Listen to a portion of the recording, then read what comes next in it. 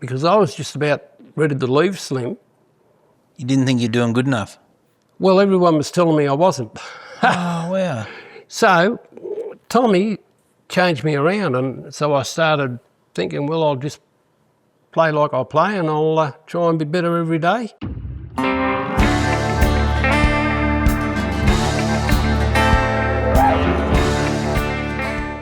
G'day, it's Lindsay Waddington, and today we've got one of my great mates, and he doesn't really need any introductory in Australian country music. He's a legend, he's an icon, and he's a hell of a good bloke. My mate, Charley Boyter. Thank you, mate. Thank you. That's just how I wrote it. You know? Yeah. Have you got your bag of money there you got to give me? Oh, I've got it down there, yeah. Well, this is really special for me, Charley, because as a musician starting off, you've been in my journey, in my music journey for nearly all my professional life, and it's been an honour for me to know you and work with you and have your guidance and help. Thank you. And it's really good to have you here for the podcast today. Thanks very much. It's been really great to know you way back then too, because it's made a difference in probably how I progressed through the years after that too, you know. Yeah. But, you know, there wasn't any point, you know, at the time pretending that I was too busy or too up yourself, if you like, to not know you. My policy was to help anyone who I could, and well, look where you got now. You probably would have got there anyway, but I was really pleased that I had a bit to do with that. A lot to do with it, mate. And it's, you know, for me being a guitar player now, like started off on drums, travelling with yourself and Barry Thornton and Lindsay Butler, the legends of guitars. Yes. But before we get into your story, I've got to tell a really neat story. Oh. When I was living in Sydney, and this is the sort of help and sort of bloke Charley Boyter is before we get into his podcast. I was starving in Sydney, not too proud to say, and I rang Charley just to say good day, and he says, mate, can you play bass guitar? And I said, no, I can't. And he said, our bass player's just left for a while. We need a bass player. Do you want to come and do some shows? And I said, I could do with the money, but I can't play bass. And he said, you'll be right, just turn it down till you know what you're doing. That's right. And within 2 or 3 shows with a bit of help and that from yous and Jason McDaniel and Grillsy, everybody was so comforting. Maybe it was the Charley Boyter band and Jason McDaniel band, and thank you for that, because it got me through some tight spots even in Sydney. Well, that's amazing. That's great. Yeah. Yeah. Darren Howard joined the band for a little while after you did too. Yeah. So we'd become a 5-piece. Yeah. But it all makes work for the working man to do. You know what I mean? Yeah. And it's good. You've done a lot for a lot of people, Charley, but let's talk about you, mate, because you've done so much for a lot of other people. Don't like doing that. Oh, I do. I like to see you squirm around a bit. You're always the joker in the back. Yeah. Mate, where did it start for you? Where were you born? I was born in Windsor, New South Wales, 1949. Mm-hmm. Yeah, 49, going backwards. So, I was there for only there for about five years or so, and my parents were Aboriginal, or one of them was, and we were taken away by the government. It was their policy at the time. We eventually went into homes, all split up, and we weren't all reunited until 55 years later. Wow. And the mob that did that was Find My Family on Channel 7. I saw that. Lovely story. But yeah, so that basically went really quick, but that's what happened. Windsor and... Did you ever get to meet your biological parents? Only my father. My mother died before I knew where she was, and so I didn't get to see her, but I saw my father once and ended up going to his funeral after he died, that was. Mm-hmm. I just allowed to laugh? Better to explain things to you. Yeah, you know? I'm liking it.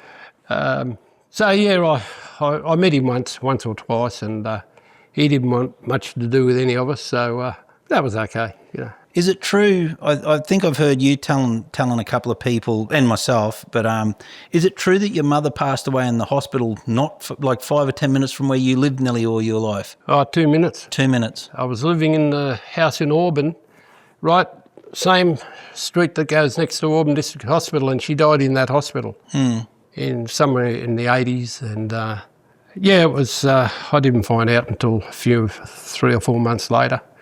But I was a bit saddened at the time when I did find out. But anyway. And a part of the Stolen generation, like it's an amazing thing because I've known you, well, like I said, nearly all my life. It's never hindered you as a person. Like you're always the joker. Like you're always practical jokes, and it can get a bit dangerous sometimes having us both in the same band. But it never it didn't sort of affect you like it has some, Charley. Like you've been able to get through it. I started telling jokes as a strategy because I was really didn't like meeting people and talking to people, and I didn't like being in front of people. So after I started playing the guitar and doing gospel music, which came after this, the guitar was a sort of a stop between me and the people. Yep. So I could do that. I felt that. And telling jokes was a way of me becoming not nervous. And it was a therapy. So, and it worked, you know. Yeah. So what sort of jokes did you tell in gospel in church and that? Things like the... Did you hear about the Catholic priest and the two older boys? No? No, not that one, but but one I used to tell was the minister told everyone to stand up if they wanted to go to heaven. And everyone stood up and he said, sit down. And then he said, stand up if you want to go to hell. And Paddy stood up. And he said, Paddy, do you really want to go to hell? He said, no, Father, but I couldn't stand you seeing you stand there all by yourself. Yeah, and it got taken well? Oh, yeah. Oh, that's fantastic. Because it wasn't a Catholic church. Oh, yeah. So where'd you go to school then, mate? I did actually go to school a little bit, but not in Windsor. I was fostered by people in Auburn, and so I started going to school in... My first formal schooling was 4th class, so I didn't do any schooling before that. Oh, wow. So I started to learn things 4th class in Auburn, and then I went to Granville Boys High School after that, and I left halfway through 2nd year, so I didn't do much schooling. Didn't? So, no, actually I left school on account of sickness. Yeah. All the teachers got sick of me.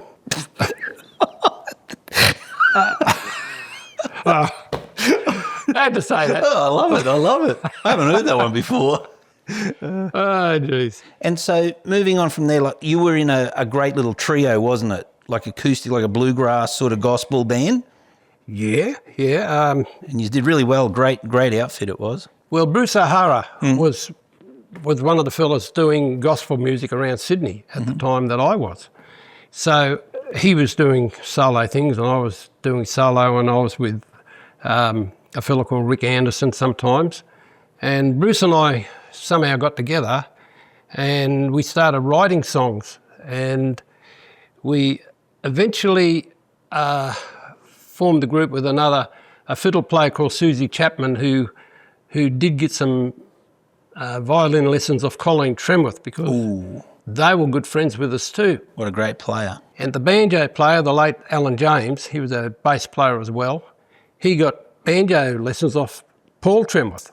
Wow. So they sort of joined our band when they weren't working with Slim. And that's how Slim found out about me. Did he really? Yeah. Yeah. So, through the Trentworths? Yeah. Wow. And I knew Barry Thornton at the time because we'd go and watch we went and watched a couple of Slim's things that he did in Bankstown Square and things like that at shopping centres, and I got the courage to go up and say hello to Barry one day, and it was one of the best things I did, really. So, and things just went along from there, you know. So. Now we may as well stay there while we're talking about the association with Slim. Not only did you become a great family friend and like a great mate of Slim's, but that your music is what brought you together. It was your guitar playing, and you went and did that. But you would have to be one of the longest stayers, you know, from when you started to when you did the last show with him, because I think you started, would have been mid or late 70s?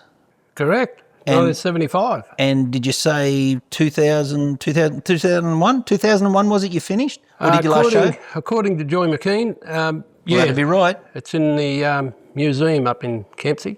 Good on you, mate. 2001. Yeah.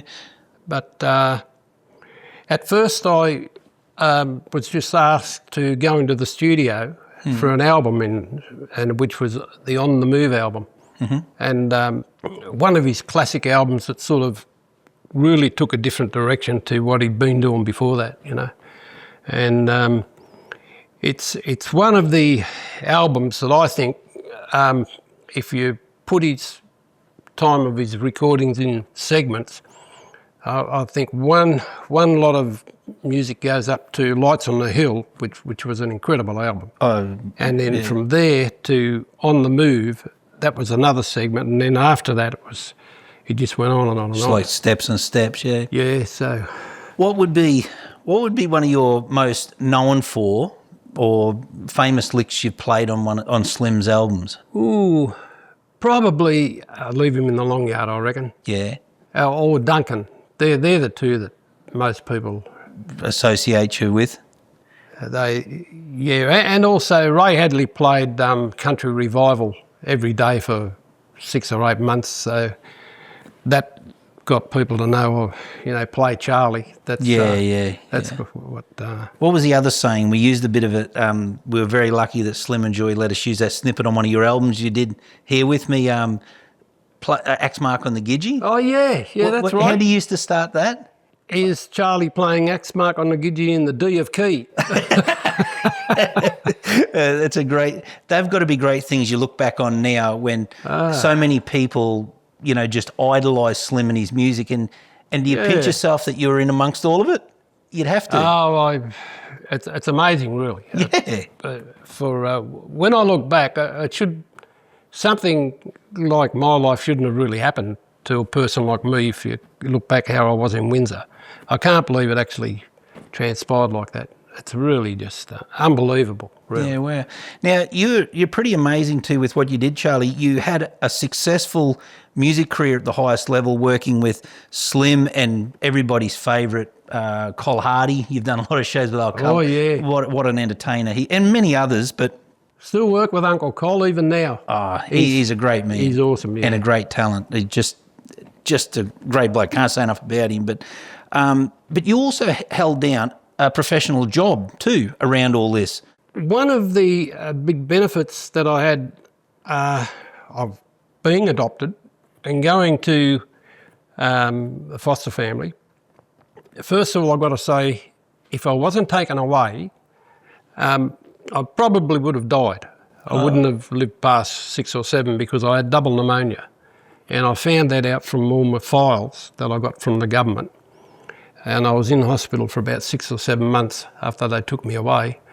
But because of the situation where I was in the family in Auburn, I got a job when I left school on account of sickness, remember? And I became an upholsterer. I got an apprenticeship, so upholstery became my trade, full-time trade. So when I went for this job in corrective services, it was as an upholsterer, as an overseer to teach all the inmates that wanted to be in the workshop, teach them upholstery. Oh, wow. And I became, it became one of the campuses for Sydney TAFE, teaching upholstery. How long did you do that for? 20 years. Yeah. On and off. And then you moved into another role and 2 later in life, didn't you? Oh, yes, I became the Aboriginal Careers Officer for the department. Yeah. How do you know all this? Oh, mate, like I said, you think I sit there just being an idiot. I take all this in. I wouldn't have said that. Not to you anyway.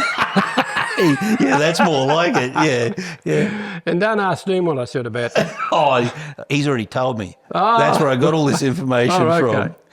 It's been a great career like that, Charley, and you've also got your wonderful family. You've been able to have Sandra and everybody, like the Sharon and also Al and all your grandkids, and that's one thing I've also sort of looked up to you. You've been able to keep your family together because a lot can't. Yeah, just recently, I've lived in Penrith. Barry used to call me the Penrith picker. I've just recently moved up to Lake Macquarie to Guanlin, where my daughter is, because she got a house there about 12 or 14 years ago, because Sandra's had to go into a care home now. So, and Warnervale Gardens, a lovely place, really nice people, really good. Yeah, she has a little bit of dementia, but she's good and well looked after. And we see her every day when we can. Yep. And that's most days. So it will feel good about that. Once again, when something like that happens, it's good to have close family. Did any of the kids get into music? Well, Sharon could play guitar a little bit. Yeah. Yeah, I've got a really nice Maton D18, as you know. Yeah, you do. And one time Sharon said, can I borrow your guitar one day, when she was doing a thing at school. And she was only like 6 or 7 or maybe 8 at the primary school. And I said, yeah. Anyway, I thought nothing about it. And one day I came home and I saw Sharon. She got off the bus and she's walking up the road, dragging my guitar, and she'd taken it into the conservatorium in Sydney. Oh, really? And she'd passed her music test. Oh, did she? Yeah. You must have left all the fingerprints on it. Oh, crikey. That guitar, Charlie, has that been the mainstayer? Like when you were playing in the gospel band right back, or was it a different guitar, or it was that D18? I started out with a Maton CW80. Okay. And the Maton came later. I don't know what happened to CW80. I've been trying to find out. Yeah. And but I bought that in 1969 in Sydney, and second hand. And the first owner, he was an American fella, and he needed the money to get back home. So I bought it for $380, and that was his airfares. Yeah. So I've had it since then, and it's done all the tracks acoustic tracks I've done with Slim. That's been that guitar. That's an incredible story, but I've got another one too. You've got to tell the people. One of your sessions with Slim, you had your hand in plaster the night before.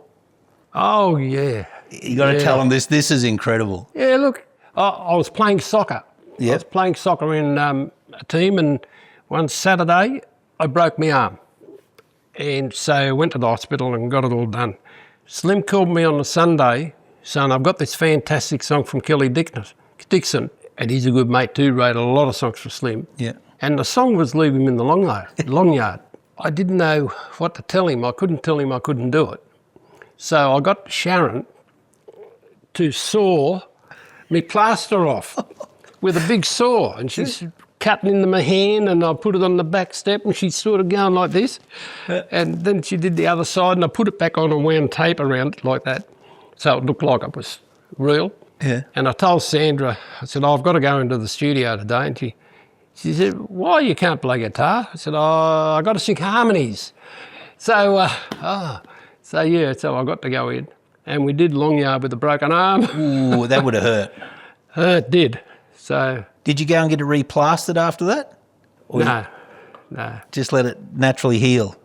I went to the pub and got plastered myself. No, that's a joke. Did it But ever? it didn't heal up properly. I can't do that with it. I can only do that. So. Wow. So if you wouldn't have done that, you wouldn't have been the guitar player and Leave Him in the Longyard? No.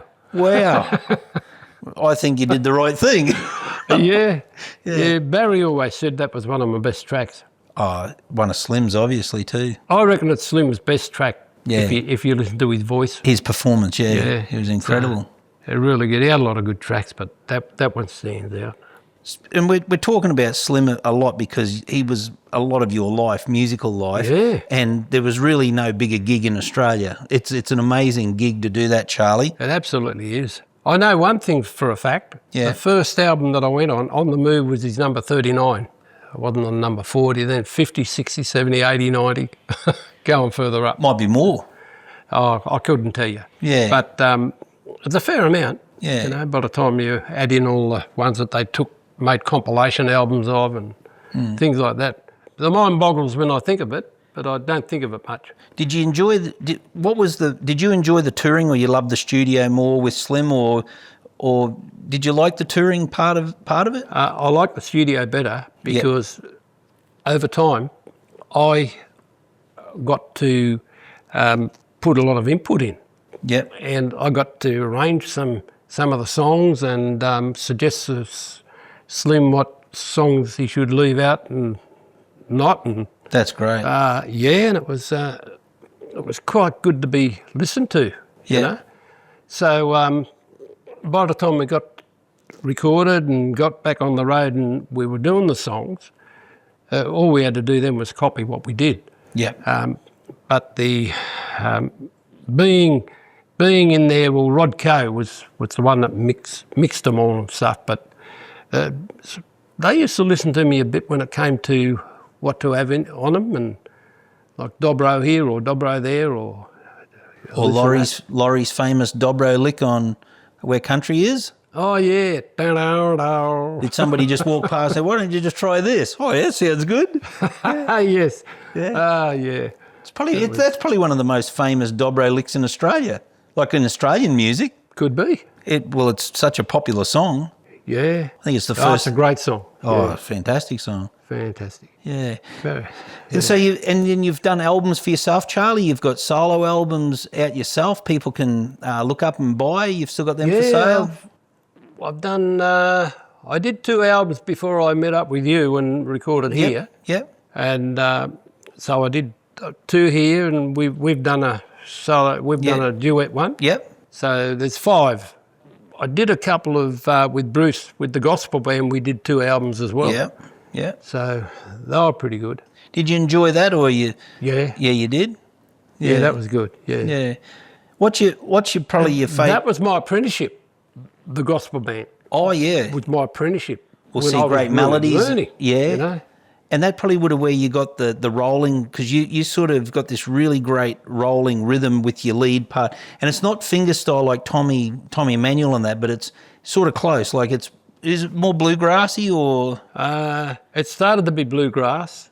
When I couldn't pick as fast as I wanted to pick, I started using a finger pick on this finger. Yeah. So I got a flat pick and a finger pick. So it's a hybrid style that I use. Yeah, yeah. So I can pick a bit faster Yep. when I use that little pick. Yep. So because the flat pick's not doing it all. So it's it took a bit of working out, but Charley's guitar. It's Charley Guitar. yeah. Yeah, that's right. Yeah. Could be. I tell you what, that's got to be a bit of an honour too. Like Dean Perrett, 6-time Golden Guitar winner, and writes a song, Charley Guitar. Oh, that's amazing. Yeah. I've always liked Dean and what he did, and I met him up in Tamworth. 25 years ago, and Kelly Dixon actually rang me up and asked could I go and back somebody who didn't have a guitarist, and it's Dean Perrett. Oh wow! So that's how I first met him. Yeah, and I know you've done a lot of work with Dino over the years. Yeah, I've done. Yeah, Yeah. Great too. Yeah, he's fantastic fella. Yeah, good mate. And it's been great to have you in the studio again now, like after all these years, you're back doing some recording with us, and mate, that's exciting too. Yeah, I got out of it a little bit when Sandra started to get a bit crook. Yeah. But I appreciate you asking me to come up. It was fantastic. Oh, it's great, mate. Really good. It's good for the soul. Geez, it felt good. I liked it too, mate. Yeah. Yeah. No, better keep your eye out for that one too. It's going to have some new music coming out with Charley Boyter. Good one. Yeah. And Lindsay Waddington. Yeah. Oh, just the talentless bum in the background on your coattails, mate. So Don't think so. now, you also did some great tours. This is where I probably learned a lot too. There was the 3 of yous, like yourself, Barry Thornton and Lindsay Butler. The Legends of Guitar. What a great show. Like you had, like Butts sort of had this persona of no sense of humour, like to the crowd, like straight face, but for some reason he could turn his back on the crowd and laugh at the band, but when he turned back around it was like, you know what I mean? He had that. But you and Bazza, like Bazza had the $1 million smile all the time, eh? Like, and you just always playing practical jokes. So well, it was just the way we all interacted. You know, it was 2 skylarkers, and Lindsay was the sort of stony faced one that he did appreciate jokes when you told him. Oh, he did, yeah. But on stage, he just was. He did. He was straight, but he was a prankster. He loved it. He loved the jokes and that, and loved it going on. But he didn't sort of on stage. He was just the. Well, I suppose would you call it the well, you were the professionals too, but he was just stood there and did his thing, you know what I mean? Well, he was the ultimate professional. Yeah. He would never make a mistake. Played the same thing every time, yeah. Barry and I would lug. He used to lug lots of bands. And lug is when you do songs and you have it rehearse them. And so Barry and I grew up in that sort of thing, and we were pretty good at lugging. But Lindsay would rehearse, and not often he would do anything like that. Just off the cuff. So we'd make mistakes every now and then, but somehow it added to the song. The connection was too, you had 3 totally different guitar players, but all equally as good as each other. Like, you had yourself on acoustic that just, you've got your own sound, which you need to have if you want to be like an iconic status. And Bazza, no one sounded like Bazza. No. And nobody sounded like Butts. But Bazza, what could you? It wasn't. He just like balls to the wall, eh? Like he picked every note, and you knew it. And then Lindsay on the other side would sort of be always on the smoother, finessing it sort of all the time, wouldn't he? But you put it all together. Oh man, it was so good. Well, Barry was actually thrown into that position because Slim suddenly needed a guitarist one time when whoever was doing it couldn't do it. So Barry just got on stage one night and just started to play. He's the father of the bush ballad guitar. Oh yeah, 100%. And that all came about as an accident, really, because he was on stage doing comedy and mucking around and smiling. Yeah.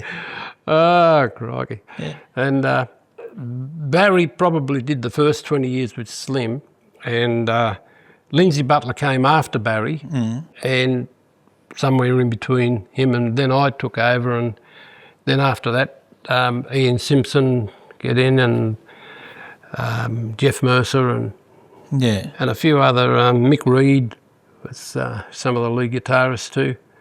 But Barry was more bush ballad than Lindsay, I think. Oh yeah. And I was bush ballad, and so was Ian Simpson. The others were sort of more electric and more out there for rocky type stuff, you know. Well, Lindsay, like, because I worked with Butts a lot in bands and in the studio, he could nearly get like a bit shadowy, like Hank Marvin a bit too. Yeah. So I suppose he was a bit more on that. Well, that would have been sort of pop music back then, wouldn't it? Country pop, you know, Shadows. So that would have. Yeah, but you put all 3 of yous together. Did all 3 of yous ever play with Slim at the same time, or was it all different times? No, Barry and I recorded with Slim. Yeah. Lindsay and I were on stage with Slim. Yeah. But the 3 of us didn't do it together. Ah, what a bugger. So, yeah, I know, yeah. I tell you what, Charlie, is there one really fun moment that you've had with Slim that would surprise the people there? Because he was a bit of a skylarker too, wasn't he? He was. But the one that really stands out wasn't a fun moment. I'd been recording with Slim. Unbeknownst to me, Barry Thornton had left and Colin Watson had taken over for a little while. And Slim rang me up one time and said, would you like to go out to the West and do some shows with me? And I thought, that'd be great, you know, Bathurst, Orange, Dubbo. And so he said, come down to the show we're doing in Sydney. So I went down to the show they did in Sydney. I knocked on the door and somehow worked my way in. They had a seat for me in the front row while I watched the show. So I was writing down notes, what came, you know, name of the songs, and I was writing all this down. And then it all finished and I went back and Slim came up and said, how'd you like that? I said, a bit much, but I liked it. And Joy came up to me and gave me an air ticket to Melbourne the next morning. Oh. And I didn't know anything about this. And she said, here's your air ticket, bring your guitar, and da-da-da. So I did. I made it happen. And so we went to Melbourne. I was sitting in the front row again, Colin Watson playing guitar. So I was there writing all the things down again, basically checking for the night before. So I was rehearsing the names of the songs in my mind. And then after the show, we went and had coffee and things, and Colin Watson said, well, good luck, mate, I'm going home. And the show that we did in the West was Carnarvon, Western Australia, not the Orange Double Bathurst. How'd you explain that? Oh, I don't know. I just wasn't thinking that West. But on the very first night, I was terrified. Yeah. So I'm playing there, and Slim and I were actually going through one amplifier, a Fender Twin reverb. So we're playing along, and so things were going all right, you know, and Slim said, turn up. So I turned myself up, and I'm playing along, and he says, not you, me. So I turned myself down to turn him up, and he said, good, Charley. Could you hear yourself? Oh, yeah, I was right in front of the amplifier. Oh, that's funny. And, well, I didn't get sacked, and things went along, and there you go. In your professional, like, because you've been in the music professionally, who'd be the greatest influences, you reckon, in Australian country music, like the iconic figures that you've seen? There's a couple. Tommy Emmanuel, I was getting a lot of flack from people who didn't think that I was doing the job after Barry, basically. They didn't class Lindsay in the middle as they thought I'd come straight along and took over from Barry. Mm. And so I wasn't playing electric. In fact, Slim asked me not to play electric. He asked me to play what I wanted to play, acoustic. Mm-hmm. So I was doing that, and I thought I was doing all right, but I was getting a lot of complaints and a lot of knockers, if you know what I mean. Mm-hmm. We happened to do a show at Mullaney Folk Festival, and Tommy and Phil Emmanuel were on the show. And Tommy said to me, come up and he said, where's your guitar? And I said, oh, over here. So I got my guitar, and he got his, and we started having a little jam, this far apart. And Tommy said, now play up the neck. So I said, I can't do that. He said, no, do something, anything up the neck. So we're playing in D or something. So I started playing, you know, the A formation up the neck, and then running up and doing little bits of picking and stuff, and it sort of sounded all right. And Tommy said to me, now, could you do that yesterday? I said, no, I couldn't do that. He said, well, so you're better today than you were yesterday. I said, well, if you look at it like that, I said, I suppose you're right. He said, that's all you've got to do in your musical career. Just be better tomorrow than you are today, and don't worry about who you're picking next to. Yeah. Don't even think about it. Just think about yourself. Wow. Because I was just about ready to leave Slim. You didn't think you're doing good enough? Well, everyone was telling me I wasn't. Oh, wow. So Tommy changed me around, and so I started thinking, well, I'll just play like I play, and I'll try and be better every day. Was it the acoustic guitar thing, or politically because of the Bazza thing, you reckon? Well, I didn't sound like Barry. No, so they were just used to it. Slim actually asked me not to play like Barry. Yeah. Because I think, in a way, he knew he wanted a bit of a change. Yeah. And my guitar certainly changed the sound. Oh, yeah. From what Barry was. So it was good that way. Wow. Yeah. Amazing. Yeah. So what's up for Charley Boyter now, mate? Like, you're back playing again and you're sounding great? Trying to do a few little more things, yeah. Maybe a bit of recording in the future. Absolutely. And some festivals. Mel Norton invited me out to Dubbo? Dusty Boots. Yeah, yeah. So I've been doing that for a couple of years. That's pretty good. Others I sort of stopped going to when Sandra got crook. Yeah. So I'm just starting to do a few more little things now. I go down to Tasmania at least once every 2 years. Yep. And do festivals down there with a good mate of yours, Jamie Davis. Well, let's hope he doesn't crash his plane between now and then. Oh, yeah, he's learning to fly an ultralight right at the moment. So. And just one quick one, Charley, that hat. How long you been wearing that hat? Oh, it's actually a Sundowner, the very same as the one Slim wore. Is it really? Same brand, yeah. Yeah. Akuba don't make them anymore, but Amos Morris's grandmother, Audrey, lovely lady, she got it made for me in the Akuba factory. Oh, did she really? Yeah. So I got 2 of them. Yeah. So I've been wearing a hat like this. I wore them on stage when I was working with Slim, so it goes way back. Yeah, that's fantastic. So, never altered the style, sort of always been the Akubra? Yeah. Yeah, good one.